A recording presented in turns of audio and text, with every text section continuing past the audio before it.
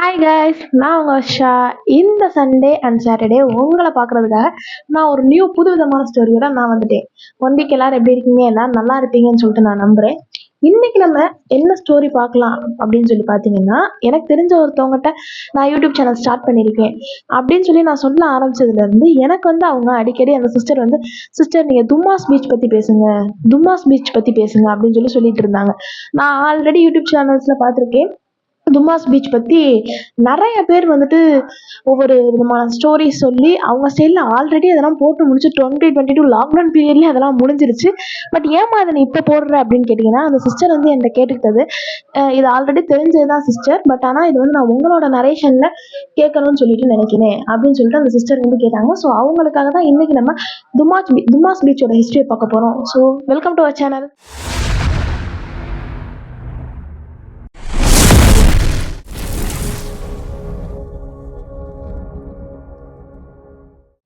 இன்னைக்கு நம்ம பார்க்க போற இந்த தும்மாஸ் பீச்சோட ஸ்டோரி எங்கன்னு பார்த்தீங்கன்னா, கம்ப்ளீட்லி இது ஒரு time travel and place travel மாதிரி தாங்க. நீங்கள் இங்கே இப்போ தமிழ்நாட்டிலேருந்து நம்ம வீடியோ பார்த்துட்டு இருக்கீங்க அப்படின்னா, இங்கேருந்து நீங்கள் அப்படியே உங்களோட பிளேஸை ஷிஃப்ட் பண்ணிக்கோங்க. அதாவது எப்படின்னா, நம்ம குஜராத்தில் இருக்கக்கூடிய சூரத் அந்த பிளேஸ் இருக்குல்ல, அங்கே உங்களோட பிளேஸை நீங்கள் ஷிஃப்ட் பண்ணிக்கோங்க.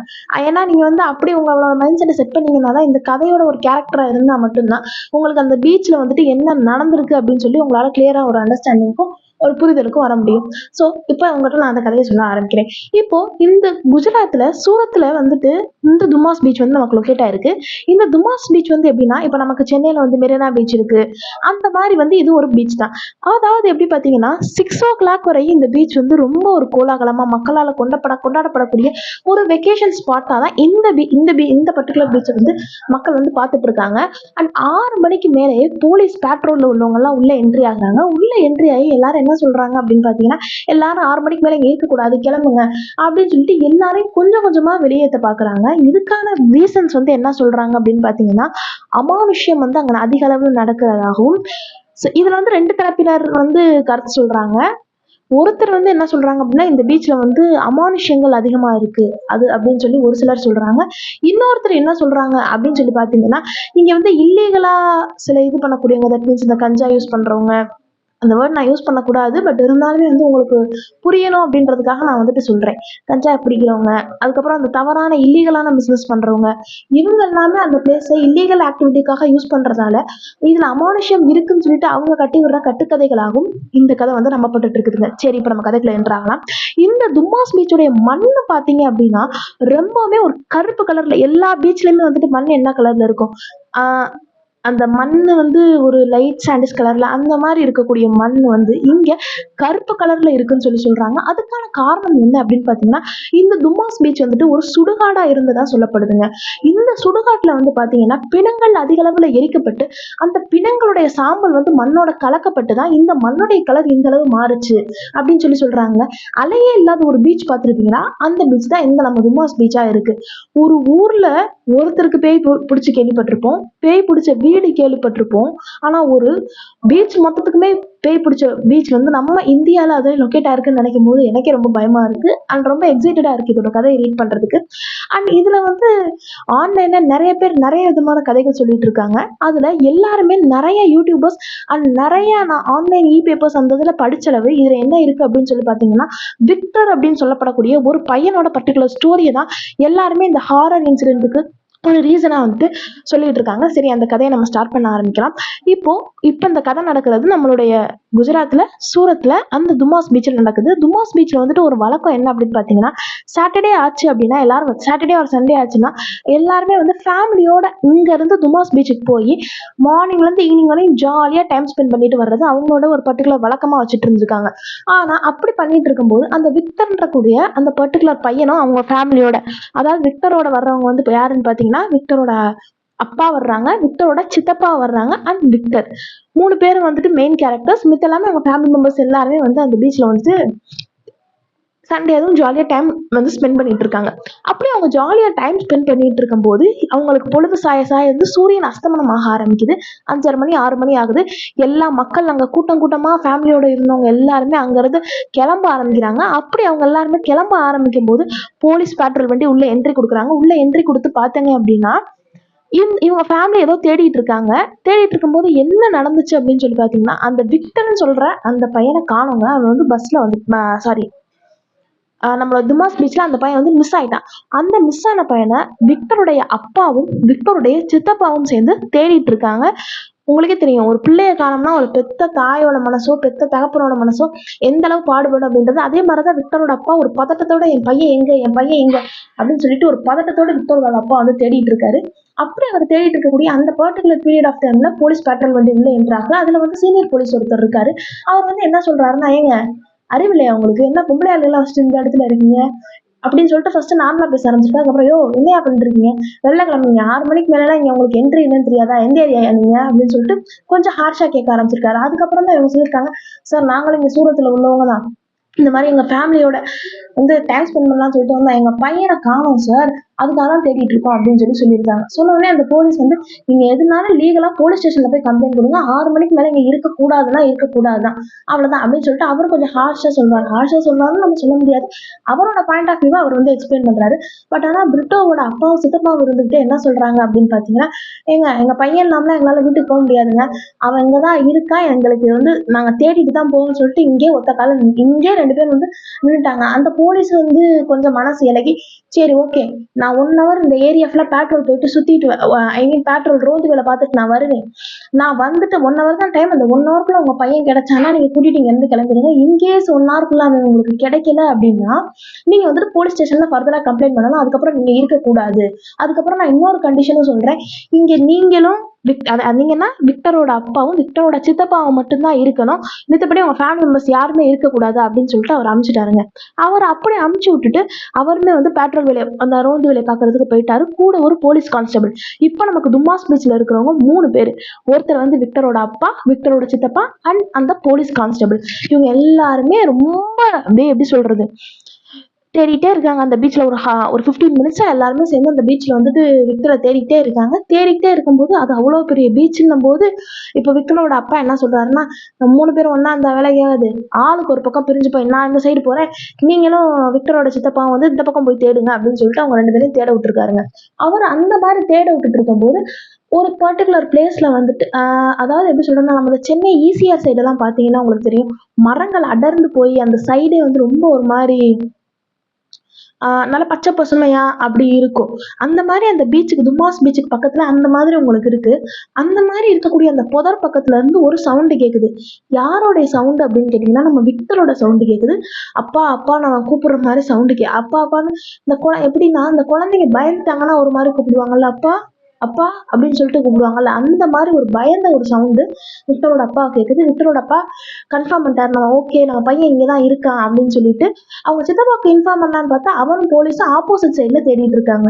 எனக்கு இதுல புரியாது என்னன்னா, அவ்வளோ பெரிய பீச்ல எப்படிங்க அவன் கத்துற சவுண்டு இவருக்கு மட்டும் கேட்டிருக்கோம் அப்படின்னு சொல்லிட்டு எனக்கு தெரியல. சரி ஃபர்தரா நம்ம கதைக்குள்ள போலாம். அப்படி இருக்கும்போது பாத்தீங்கன்னா விக்டரோட அப்பா வந்து பாத்துட்டாரு. விக்டரோட அப்பா வந்து அவன் குரலை கேட்டுட்டாரு. அந்த குரல் எந்த சைடு கேக்குதோ அந்த பக்கத்தை நோக்கி மனுஷன் ஓடுறாருங்க.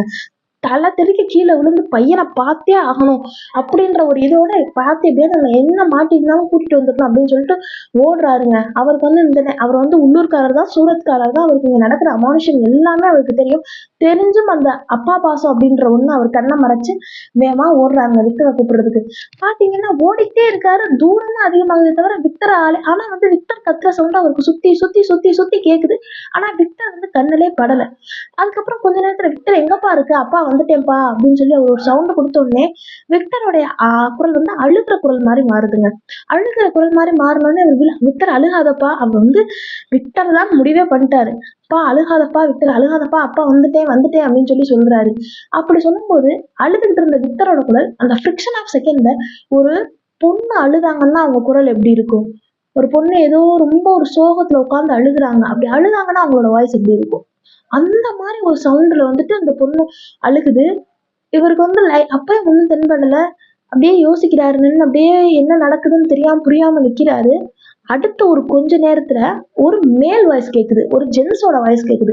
அந்த வாய்ஸ் எப்படி இருக்குன்னு பாத்தீங்கன்னா, ஒரு ஆணவத்தோட ஒரு ஆண்மகன் சிரிச்சாங்கன்னா அவங்க வாய்ஸ் எப்படி இருக்கும், அந்த மாதிரி ஒரு திமிரா ஒரு தெனாவட்டோட ஒருத்தவங்க சிரிச்சாங்கன்னா அந்த வாய்ஸ் எப்படி இருக்கும், அந்த மாதிரி ஒரு வாய்ஸ் கேட்குது. விக்டரோட அப்பாவுக்கு புரிஞ்சிருச்சு, விக்டர் வந்து இங்க கிடையாது, சம்திங் இங்க வேற ஏதோ வந்து நம்மளை இழுத்துட்டு வந்திருக்கு அப்படின்னு சொல்லி புரிஞ்சுக்கிட்டாரு அவரு. புரிஞ்சுக்கிட்டு அவர் வந்து பீச்சை விட்டு கொஞ்சம் வெளியில அந்த என்ட்ரன்ஸ் அந்த ஈசிஆர் மாதிரி பசுமையா இருக்கும். நான் ஈசிஆர்ன்றது ஜஸ்ட் ஃபார் மென்ஷனுக்காக பண்றேன். ஐ மீன் அந்த இடம் பசுமையா இருக்கும், அதுக்காக நான் அந்த நேம் மென்ஷன் பண்றேன். அவர் வந்து பாத்துட்டாரு, விக்டரோட அப்பா வந்து ஏதோ சம்திங் வந்து இங்க நடக்குது அப்படின்ற மாதிரி பாத்துட்டாரு. பார்த்துட்டு சரி நம்ம வந்து விக்டரோட சித்தப்பாட்டே அந்த போலீஸ்கிட்டே போயிடலாம் அப்படின்னு சொல்லிட்டு வேகமா அவர் எட்டு எடுத்து வைக்கிறாருங்க. வேகமா 4 எட்டு எடுத்து வச்சு முன்னாடி அவர் வந்துகிட்டே இருக்கும் போது அந்த பீச் ஃபுல்லா யாருமே இல்ல. விக்டரோட அப்பாவும் விக்டரோட சித்தப்பாவும் அவங்க அந்த போலீஸ் அந்த சைட்ல இருக்காங்க. விக்டரோட அப்பா மட்டும்தான். நம்ம தனியா நடந்தோம்னா நம்ம காலடி மட்டும் கேட்டுச்சுன்னா அது தனிங்க. ஆனா நம்ம காலடி மட்டும் கேட்காம என் பின்னாடி ஒரு 4 பேர் சேர்ந்து நடந்து வந்தாங்கன்னா, எனக்கு அந்த மண்ணுல நடந்து வந்தாங்கன்னா அவங்க காலடி கேட்கும் இல்லையா? யோசிக்கிறாரு விக்டரோட அப்பா. அந்த பீச்ல யாருமே கிடையாது. அந்த போலீஸ் பேட்ரோலுக்காக வெளில போயிருக்காரு. ஒரு போலீஸும் சித்தப்பாவும் விக்டரோட சித்தப்பாவும் இங்க உள்ள இருக்காங்க. அப்ப நம்ம பின்னாடி நடந்து வர்றது யாரு அப்படின்னு சொல்லிட்டு அவர் பார்த்தா 4 பேருங்க பின்னாடி. இந்த இடத்துல எனக்கு அப்படியே கையெல்லாம் உடம்பெல்லாம் புல்லரிக்குது. அப்படியே 4 பேர் பின்னாடி வந்துட்டு எப்படி சொல்றது, இந்த கருப்பு கலர்ல புகை மாதிரி ஒரு உருவங்க. அதாவது எப்படி சொல்றது, இந்த கடல்ல வந்துட்டு ஆஹ் விழுந்து இறந்து ரொம்ப நாள் கழிச்சு அவங்க பாடியை ரெக்கவர் பண்ணாங்கன்னா அவங்க பாடி இந்த பாசி எல்லாம் புடிச்சு போன மாதிரி ஒரு மாதிரி அழுகி பார்க்கறதுக்கே ஒரு மாதிரி கொடூரமா அந்த மாதிரி இருக்குல்ல, அந்த மாதிரி உள்ள 4 ஒரு பாடி கருப்பு கலர்ல புகை மாதிரி இருக்கு. அது மேல என்னமோ அப்படியே பாசி எல்லாம் படர்ந்து போய் அப்படியே அழுகி பாதி என்னமோ ஒரு ஒரு வருஷம் 1.5 வருஷம் கழிச்சு அந்த பாடியை மீட்டா எப்படி இருக்கும், அந்த மாதிரி ஒரு பாடி 4 பாடி இவரை நோக்கி நடந்து வந்துட்டு இருக்குதுங்க. பார்த்தோனே மனுஷன் கண்ணெல்லாம் தொடச்சிட்டு பாக்குறாரு. நம்ம தான் சோகத்துல இருந்து நம்ம தப்பா நினைச்சிட்டு இருக்கோம் போல கண்ணெல்லாம் தொடச்சிட்டு பாக்குறாரு. அது போகல. அது வந்து இங்க இருந்து ஒரு 100 மீட்டர் டிஸ்டன்ஸ்ல விக்டர் அவரோட அப்பால இருந்து 100 மீட்டர் டிஸ்டன்ஸ்ல அது அவரை நோக்கி நடந்து வந்துட்டே இருக்கு. சரி நம்ம ஆப்போசிட் சைட்ல எஸ்கேப் ஆயிடலாம் அப்படின்னு சொல்லிட்டு இங்கிட்டு பார்த்தா அதை விட பெரிய ஷாக் அவருக்கு. அந்த பின்னாடி 4 உருவம் இந்த சொன்னேன்ல அந்த புகை மாதிரி இருக்குன்னு, அதே உருவம் முன்னாடி நடந்து வந்துட்டு இருக்குதுங்க. அவருக்கு கேட் பண்ண மாதிரி இந்த சைடு லாக்கு இந்த சைடு லாக். அவரு என்ன பண்ணுவாரு மனுஷன் பாவம். சரின்னு சொல்லிட்டு டக்குன்னு நம்ம விக்டரோட அப்பா சித்தப்பாட்டையும் போலீஸ்டையும் ஓடிடலாம்னு சொல்லிட்டு வேகமா அவர் ஓடிட்டு இருக்காரு. ஓடிட்டு இருக்கும் போது என்ன ஆகுதுன்னா அந்த மண்ணுக்குள்ள இருந்து ஏதோ ஒரு கை மாதிரி ஒரு உருவம் அவர் காலை பிடிச்சு இழுத்து போட்டிருக்குதுங்க. கீழே இழுத்து போட்டோன்னே கீழே விழுந்துட்டாரு. கீழே விழுந்ததுக்கு அப்புறம் யாரோ விழுந்தது மட்டும்தான் அவருக்கு ஞாபகம் இருக்கு. அதுக்கு மேல அவருக்கு என்னன்னே ஞாபகமே கிடையாது விக்டரோட அப்பாவுக்கு. என்ன நடக்குதுன்னே தெரியல. அதுக்கப்புறம் கொஞ்ச நேரம் கழிச்சு அவர் பாத்தீங்கன்னா அவருடைய காதுல இந்த கடலுடைய அலையோட சவுண்டு கேக்குது. கடல் அலையோட சவுண்டு கேட்டு ஒரு லைட்டா முழிக்கிறாரு. லைட்டா முழிச்சு அவருக்கு நல்ல மழை பெய்யுதுங்க, ஜோரா மழை பெய்யுது அந்த இடத்துல. விக்டர் வந்து அவங்க தேட ஆரம்பிக்கும் போதே 6:30 மணிக்கு மேலே சரியான மழை. இப்படி மழை பெஞ்சிட்டு இருக்கும்போது இவர் பக்கத்துல திடீர்னு திரும்பி இவருக்கு வந்து ஒரு ஃபீல் இருக்கு, பக்கத்துல யாரோ நம்ம பக்கத்துல இருக்காங்களே அப்படின்னு சொல்லிட்டு இப்படி மனுஷன் திரும்பி பாக்குறாரு. பக்கத்துல யாரோ வந்துட்டு நேரா படுக்கல, அப்படி குப்புற படுத்திருப்பாங்கல்ல அந்த மாதிரி பக்கத்துல படுத்திருக்காருங்க. அந்த மாதிரி படுத்திருக்கும் போது பாத்தீங்க அப்படின்னா இவர் யாருன்னு இவருக்கு வந்து யாரா இருக்கும் அப்படின்னு சொல்லிட்டு யாருக்குனாலும் தோணும் இல்லையா? அந்த உருவத்தை அப்படி லைட்டா அப்படி திருப்பி போட்டு பார்த்திருக்காருங்க. அப்படி இழுத்து விட்டுருக்காரு. லைட்டா இழுத்து பார்த்தா கர்ண கொடூரமான ஒரு கோலத்துல அவருக்கு பார்த்தவருக்கு அப்படியே கொலையே நடுங்கிருச்சுங்க. அவருக்கு தூக்கி போட்டுருச்சு. என்ன இருந்துச்சுன்னு பாத்தீங்கன்னா அந்த உருவத்தோட கண்ணெல்லாம் வெளியில வந்து அது கண்ணெல்லாம் வெளியில வந்து அந்த நாக்கெல்லாம் இங்க இருந்து தொங்குதுங்க. அதாவது எப்படின்னா இந்த கடல்ல விழுந்து தற்கொலை பண்ணி உயிரிழந்திருப்பாங்கல்ல அவங்களோட பாடியை ஒரு 1 to 1.5 இயர்க்குள்ள ரெக்கவர் பண்ணி எடுத்தோம் அப்படின்னா எப்படி இருக்கும், அந்த கடல்ல பாசிலாம் புடிச்சு போன மாதிரி நாக்கெல்லாம் இங்க இருந்து இவ்வளவு மீட்டர் தொங்குதாங்க. அந்த மாதிரி ஒரு உருவம் அவர் பக்கத்துல இருக்கு, விக்டரோட அப்பா பக்கத்துல படுத்திருக்கு. இத பார்த்த உடனே மனுஷன் என்ன நடந்தாலும் பரவாயில்ல, நம்ம விக்டரை நாளைக்கு கண்டுபிடிச்சிக்கலாம், இப்ப நம்ம உயிரை நம்ம காப்பாத்திக்கிறோம், அதுக்கு எப்படி நம்ம விக்டரோட சித்தப்பாக்கிட்டே அந்த போலீஸ்கிட்டே போயே ஆகணும்னு சொல்லிட்டு மனுஷன் வேகமா நடை எடுத்து வைக்க ஆரம்பிக்கிறாருங்க. வேகமா நடை எடுத்து வைக்க ஆரம்பிச்சா அதுக்கு மேல அவருக்கு பெரிய சாக்குங்க. என்னன்னு பார்த்தா அந்த உருவம் அவர் நடந்து போயிட்டே இருக்காரு. அந்த மண்ணை யாரோ கிளற மாதிரி சவுண்டு கேக்குது. இவர் வந்து திரும்பி பார்க்கலாமா வேணாமா அப்படின்ற ஒரு யோசனையிலே இருக்காரு. சரி என்னதான் ஆகுதுன்னு திரும்பி பார்த்துருவோம். பின்னாடி திரும்பி பாக்குறாரு. அந்த கோரமான அவர் பக்கத்துல படுத்து இருந்துச்சுன்னு சொன்னேன்ல ஒரு உருவம், அந்த உருவம் தட்டு தடுமாறி எந்திரிக்க ட்ரை பண்ணிட்டு இருக்குதுங்க. எந்திரிச்சு அது எந்திரிக்க முடியல அதால. ஆனா எந்திரிச்சு மெதுவா இவர் பக்கத்துல விக்டரோட அப்பா பக்கத்துல மெதுவா அதை நெருங்கி வர பாக்குதுங்க. அவரை வந்து ரீச் பண்ணிடணும் அப்படின்னு சொல்லிட்டு பாக்குது. அவர் இங்க இருக்காருன்னா அது ஒரு 100 மீட்டர் டிஸ்டன்ஸ்ல நடந்து வந்துட்டு இருக்காரு. சரி, ஐயோ முடிஞ்சு கதை, இன்னைக்கு நமக்கு எப்படியாவது ஓடி தப்பிச்சிருவோம்னு சொல்லிட்டு மனுஷன் நேரா ஓட பாக்குறாரு விக்டரோட அப்பா. அப்படி நேரா ஓட பார்க்கும்போது என்ன ஆகுதுன்னா, அப்பதான் நடந்த அதே ஷாக் அவருக்கு. அந்த 4 உருவம் வந்துச்சுல்ல, அந்த 4 உருவம் ரைட் ஹேண்ட் சைடு வருது, இங்க வருது. பின்னாடி அந்த கோரமா படுத்திருந்த உருவம் பின்னாடி வருது. அந்த கோரமா படுத்திருந்த உருவம் மாதிரியே அங்க இருந்து ஒரு உருவம் இவரை நோக்கி வருது. நடுவுல இவர் நிக்கிறாரு. 3 பக்கமும் லாக் பண்ணிட்டாங்க இவரை. விக்டரோட அப்பா 3 பக்கமும் லாக் பண்ணிட்டாங்க. அவருக்கு ஒரே ஒரு வழி வந்து என்னன்னா கடல்ல போய் விழுகிறது தான். அதை தவிர அவருக்கு வேற வழியே கிடையாது. ஸோ அப்படியே வந்து ஃப்ரீஸ் ஆகி நிக்கிறாரு. என்ன பண்றதுன்னு தெரியாம 3 பக்கம் வந்து லாக் பண்ணிட்டாங்க அவரை. அப்படியே என்ன பண்றது அப்படின்னு சொல்லிட்டு நிக்கிறாரு. இந்த சைடு பாத்தீங்கன்னா விக்டரோட சித்தப்பாவும் அந்த போலீஸும் வந்து என்ன பண்ணிட்டு இருக்காங்கன்னா, விக்டர் விக்டர் விக்டர் கத்திட்டு தேடிட்டே இருக்காங்க. அந்த மலையில, அவ்வளவு கொட்டுற மலையில. பக்கத்துல பாத்தீங்கன்னா விக்டரோட சித்தப்பாவுக்கு ஒரு உருவம், பக்கத்துல ஒரு சின்ன ஒரு உருவம் படுத்திருக்க மாதிரி அந்த மணல்ல கிடக்கு. அந்த மணல்ல படுத்திருக்க உருவம் வந்து யாருன்னு சொல்லிட்டு விக்டரோட சித்தப்பாக்கு ஏதோ தெரிஞ்சிடுச்சு, சம்திங் ஏதோ நடந்திருக்கீங்க அப்படின்னு சொல்லிட்டு. சரின்ட்டு வேகமா ஓடுறாருங்க, தலை தெறிக்க ஓடுறாரு மனுஷன். வேகமா ஓடி போய் என்னன்னு அந்த திருப்பி பார்த்தா அவர் நினைச்ச மாதிரி அது விக்டர் தாங்க. விக்டர் கிடைச்சிட்டான். அவர் வந்து எழுப்புறாரு, விக்டர் எந்திரிப்பா, சித்தப்பா வந்துட்டேன், சித்தப்பா வந்துட்டேன் அப்படின்னு சொல்லி எழுப்புறாரு. ஆனாலும் அந்த பையன் எந்த ரியாக்ஷன் இல்லை. போலீஸ் என்ன முடிவு பண்ணிட்டாருன்னா, ஏங்க நீங்க பாடியை தொடாதீங்க, பையன் பாடின்ட்டாரு, அந்த பையனை பாடின்ட்டாரு, செத்து போயிட்டான் அந்த பையன் அப்படின்னு உடனே இவர் சொல்றாரு, ஏங்க மூச்சு இருக்குதுங்க அவருக்கு, என்னங்க போய் ஹாஸ்பிட்டல்ல சேருங்க அப்படின்னு உடனே உங்க ரிலேட்டிவ் ஒருத்தர் இருந்திருக்காரு, அவருக்கு கால் பண்ணி வர சொல்லியிருக்காங்க. வர சொல்லி இந்த மாதிரி பையன் விக்டர் கிடைச்சிட்டான், வீட்டுல எல்லார்ட்டையும் சொல்லிருங்க, நாங்க வந்துடும், ஃபர்ஸ்ட் பையனை கொண்டு போய் ஹாஸ்பிட்டல் அட்மிட் பண்ணுங்க அப்படின்னு சொல்லிட்டாரு. சொல்லிட்டு பாத்தீங்க அப்படின்னா பார்த்துட்டே இருக்காரு. சரி, இந்த நியூஸ் எப்படியாவது விக்டரோட அப்பாவுக்கு சொல்லணும், அவர் தான் பிரிஞ்சு போய் தேடிட்டு இருக்காரு அப்படின்னு போலீஸ் சொல்லியிருக்காரு. அதான் நம்மலாம் சேர்ந்து இருந்தாதான் பிரச்சனை இல்லை, நீ தான் பெரிய இவன் மாதிரி போயிருக்கானே, போனை கொடுப்பா அப்படின்னு சொல்லி போலீஸ் சொல்லியிருக்காரு. அப்படி போலீஸ் சொன்ன உடனே விக்டரோட சித்தப்பா விக்டரோட அப்பாவுக்கு ஃபோன் பண்றாரு. விக்டரோட அப்பாவுக்கு ஃபோன் பண்ணா டவர் அங்க இல்ல, சுத்தமா டவர் ஆஃப். அப்படின்னு இருக்கும்போது விக்டர் ஒரு 1 மணி நேரம் தேடிட்டாங்களா. விக்டரோட அப்பாவை சுத்தி சுத்தி கடல் அந்த பீச்ல ஃபுல்லா தேடிட்டு இருக்காங்க. அலையே வராத அந்த பீச்ல 2வது முறையா அலை வருது. ஃபர்ஸ்ட் தடவை அலை வந்து அந்த விக்டரோட அப்பா முழிச்சாரு. 2வது முறை அலை வருதுங்க. அலை வந்த உடனே பாத்தீங்கன்னா அந்த ஓரத்துல வந்து விக்டரோட சித்தப்பாவும் விக்டரோட அந்த போலீஸும் இருக்காங்க. இந்த சைடு விக்டரோட அப்பா அந்த 3 பேய்கிட்ட மாட்டிட்டு அப்படியே ஃப்ரீஸ் ஆயிட்டாரு. விக்டரோட சித்தப்பா கண்டுபிடிச்சிட்டாரு. நம்ம அண்ணன் தான் அங்க நிக்கிறான், அண்ணே விக்டர் கிடைச்சிட்டானே, இங்க வானே இங்க வானே, அண்ணே விக்டர் கிடைச்சிட்டானே அப்படின்னு சொல்லிட்டு கத்துறாரு. கத்துன்னு கத்துறாரு.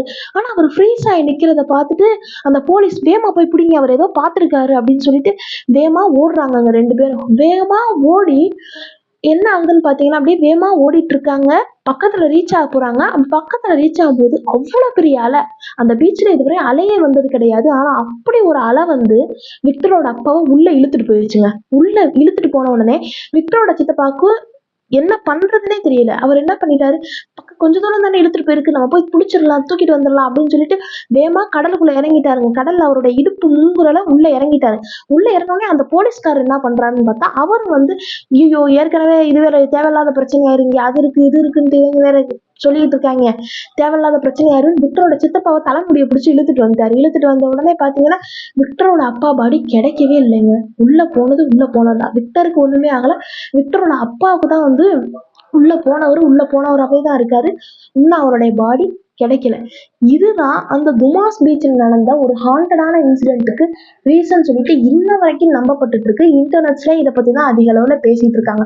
மோஸ்ட்லி இந்த விக்டர்னு சொல்லப்படக்கூடிய இந்த ஒரு பையனோட இந்த ஸ்டோரி தான் துமாஸ் பீச்சோட இதுக்கு காரணம் அப்படின்னு சொல்றாங்க. இதுல எனக்கும் ஒரு கொஸ்டின் இருக்கு. உங்களுக்கு ஆன்சர் தெரிஞ்சுன்னா மறக்காம கமெண்ட்ஸ்ல லீவ் பண்ணிட்டு போங்க, நானும் தெரிஞ்சுக்கிறேன். இதுல என்ன ஒரு ப்ராப்ளம் அப்படின்னு சொல்லி பாத்தீங்கன்னா, விக்டரோட அப்பா வந்து அந்த பீச் கிட்ட போனாரு. அவரை சுத்தி அந்த ஆன்மாலாம் வந்துச்சுன்னு சொல்லி சொன்னேன் இல்லையா, அந்த ஆன்மாலாம் சொன்னதை போலீஸ் வந்துட்டு ஆல்ரெடி விக்டரோட சித்தப்பாட்ட தான் பேசிட்டு இருந்திருக்காரு. அதாவது என்ன சொல்லியிருக்காருன்னா, இந்த மாதிரிலாம் இருக்கும்னு சொல்லி கண்ணெல்லாம் பிதுங்கி வந்து ஆன்மா இந்த மாதிரி ஒரு பேய் இருக்கு அப்படின்னு சொல்லிட்டு விக்டரோட சித்தப்பாட்ட தான் அந்த போலீஸ் சொல்லியிருக்காரு. தவிர விக்டரோட அப்பாவுக்கு நடந்தது எப்படி விக்டரோட சித்தப்பாவுக்கு தெரியும்? அவர் வந்து விக்டரோட அப்பாவோட பாடி தான் கிடைக்கவே இல்லையே. அப்படி கிடைக்காத ஒரு ஏதாவது ஒரு அமானுஷம் நடந்திருக்குன்னா அதுக்கு யாராவது ப்ரூஃபோ எவிடன்ஸோ இருந்தாதான் நம்ம நம்ப முடியுமே தவிர, அது இல்லாம நம்ம நம்ப முடியும் அப்படின்னு சொல்லிட்டு எதுவுமே சொல்ல முடியாது. இன்கேஸ் விக்டரோட அப்பா உயிரோட இருந்தாருன்னா கூட விக்டரோட சித்தப்பா சொல்றது உண்மைன்னு சொல்லிட்டு நம்பலாம்.